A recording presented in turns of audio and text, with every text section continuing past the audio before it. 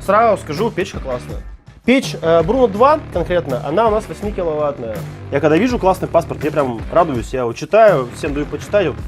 Маркировка, даже китайцы хорошо делают маркировку. Всем привет, Алексей 1000 печей. Сегодня видос будет у нас про печку от фирмы Fireway, называется Bruno 2.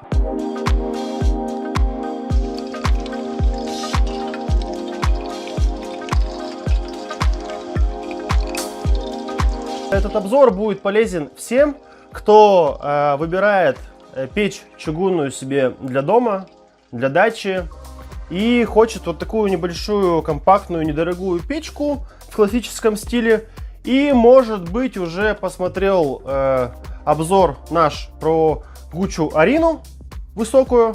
А вот эта печка Bruno 2 от фирмы Fireway, она как две капли воды похожа на Guccio Arino. У нас сегодня январь 2022 года. На этот день у нас Guccio Arino стоит 52 800, а Bruno 2 стоит 40 390. В общем, сейчас запилим обзор про эту печку. Мы ее со всех сторон осмотрим, измерим, все покажу, расскажу. А потом поставим две печки рядышком, и я вам покажу отличия между ними. Сразу скажу, печка классная. Fireway это российская фирма. Производство находится в Китае. Это не скрывается, это написано даже в паспорте. Делают эти печи где-то 4-5 лет уже. То есть руку набили. Если честно, вот первые образцы Fireway, вот 5 лет назад я видел, ну там 4-5, были, ну, на троечку. Даже учитывая их стоимость. Там были, ну, качество отливки было так себе. Вот последний год, даже, наверное, последние полгода, у них, видимо, что-то в тех процессах поменялось. Лют классно. Даже вот сравнивать, допустим, с самыми раскрученными фирмами, недорогими фирмами, российскими, либо восточноевропейскими фирмами, это вообще не уступает, даже, может, некоторые фирмы превосходят. Печь Bruno 2 конкретно, она у нас 8 киловаттная. Это номинальная мощность. Вес у нее 130 килограмм, то есть такая довольно-таки увесистая. Печь имеет, ну, печь-камин, имеет стекло, стеклокерамику, часть регулировок на передней панели и часть регулировок вот здесь сбоку. Ну, то есть внешне про печь что можно сказать?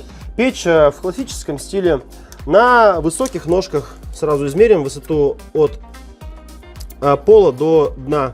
235 миллиметров. Общая высота печи без учета патрубка 835 миллиметров. Ширина печи по крайним точкам у нас 470 миллиметров. Глубина печи.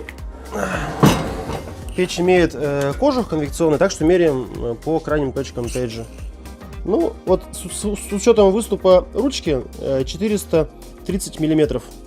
Из особенностей экстерьера печи вот такая вот полочка. Полочка, на самом деле, это хорошая штука, она, кстати, несъемная, она как бы с дном одно целое. Штука удобная, то есть, когда вы открываете дверь печи, у вас вот тут все равно будут какие-то частички золы, пепла, здесь тоже может быть что-то такое. И вот эта вся перхоть, она будет на полочку сваливаться, а не на пол. Хотя на пол, в принципе, ничего страшного, все равно на полу у вас должен быть какой-то лист притопочный под печкой. Ну, раз уж мы внутрь начали заглядывать уже, давайте посмотрим дверцу. По периметру дверца оснащена шнуром. Стекло тоже проложено шнуром. Кстати, вот у нее такая вот табличка интересная. Если честно, вот такую табличку полезную я на печках не встречал раньше. Прочесть инструкцию. Ослабить крепление стеклокерамики, вот на этом пункте я бы особое внимание сделал.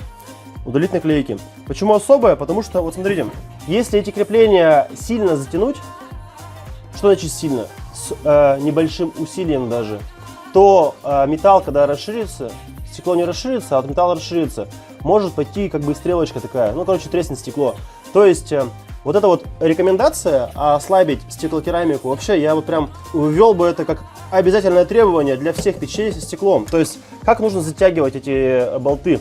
Вы их затягиваете отверточкой, просто прижать, чтобы она чуть-чуть прижата была, и все, то есть как бы почти слабо. Их затягивают поплотнее для транспортировки, ну потому что туда-сюда печки возят, чтобы стекло не болталось.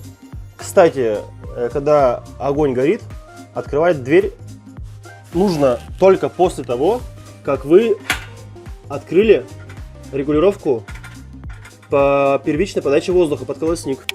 Стекло сверху вниз 275, 280 мм. 280. Слева направо 190 миллиметров.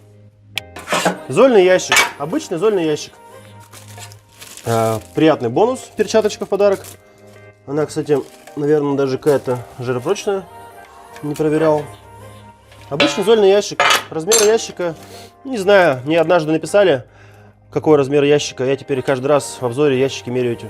230 миллиметров на 230 миллиметров. Глубина 40 миллиметров. Обычный ящик. Кстати, вот раз уж тут смотрим, смотрите, я сейчас порегулирую ручкой первичную подачу воздуха. А вот здесь, Вадим, сними, пожалуйста. Вот там внутри, видишь, отверстия. Вот через них, получается, воздух и поступает. Они двигаются. То есть воздух у нас поступает вот через эти отверстия, как бы из помещения, где печь стоит, заходит под колосники. Вот колосник у нее круглой формы. И часть воздуха еще идет вдоль этой стенки. Подогреваясь, выходит вот здесь вот. Ну, давайте про регулировки сразу скажу. Это хотя в паспорте написано, но расскажу. То есть, когда загрузили дрова, разожгли их, дверь, само собой, закрыта. Вот эта заслонка у нас полностью закрыта.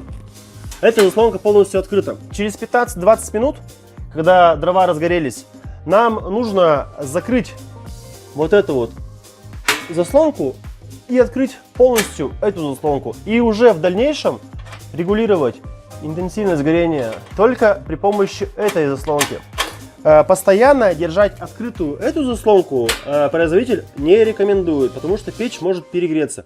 Кстати, по поводу паспорта. Я когда вижу классный паспорт, я прям радуюсь, я его читаю, всем даю почитать, вот, прям как книжка. Прям вот тут реально полезные практические знания. Не просто там вода, как бы, чтобы лишь бы текст какой-то был, а прям вот подробно, много нюансов, ну, сами видите.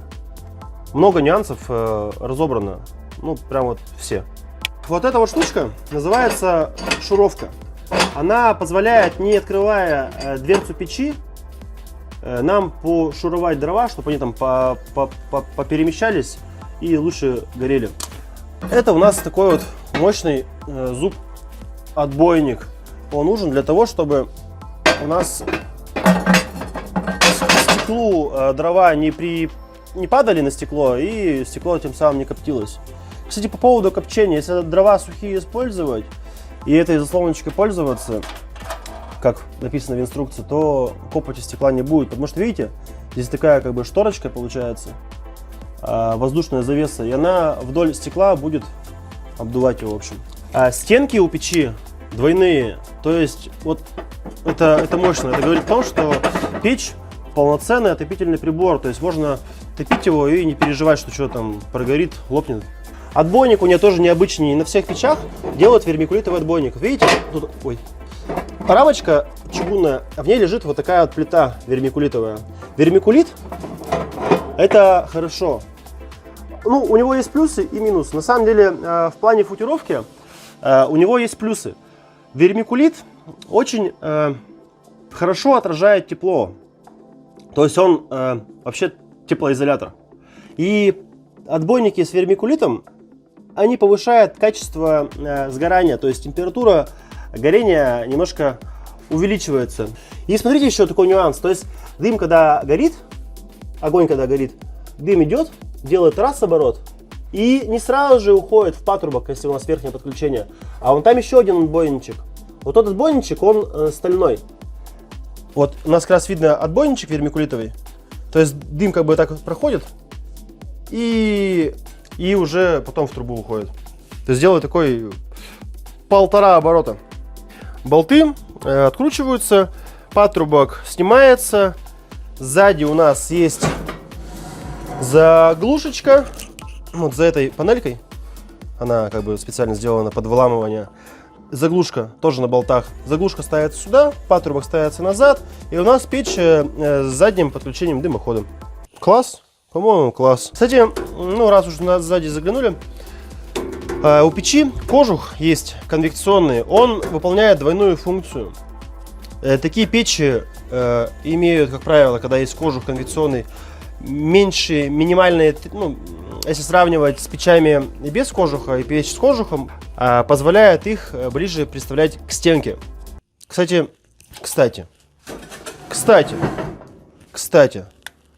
на задней панели у нас маркировочка, на ней указаны габариты, вес, диаметр патрубка подключения дымохода, номинальная мощность и ее эффективность в процентах КПД, так называемая.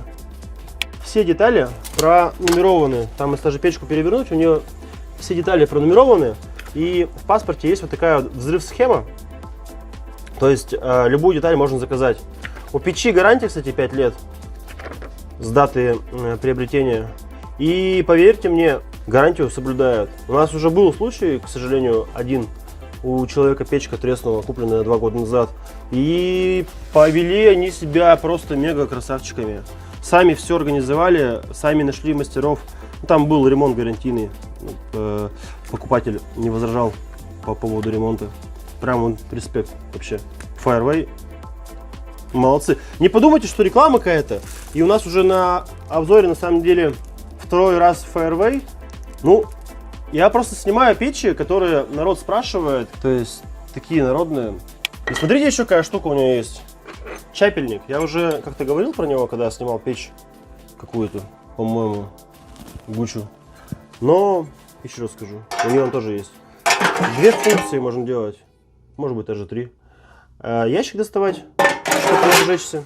И воздух регулировать. Печь, когда долго поработает, рано или поздно эта ручечка тоже нагреется. И вы этим чапельником,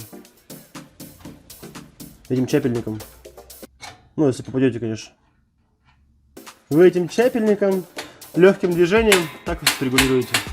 А давайте сейчас печки я рядышком поставлю. Гуччу Арину, которую часто сравниваю с этой печкой, и Бруно. И так просто чуть-чуть слегка их сравним. Ну вот смотрите, дорогие подписчики. Печки, я бы сказал, как 2 капли. Основное отличие — это подача воздуха. Тут с передней панели, а у Бруно сбоку, как я показывал, сбоку, сзади. Второе отличие — это орнамент. Видите, тут ромбики у Бруно, а у Гуччи вот такие вот арочки. Качество литья, ну, вот опять же, вот на мой взгляд, оно либо одинаковое, либо даже, наверное, у Fireway получше качество литья. Может, конечно, такой экземпляр попался у Гуччи, но мне вот из этих 2 печей отлито получше это.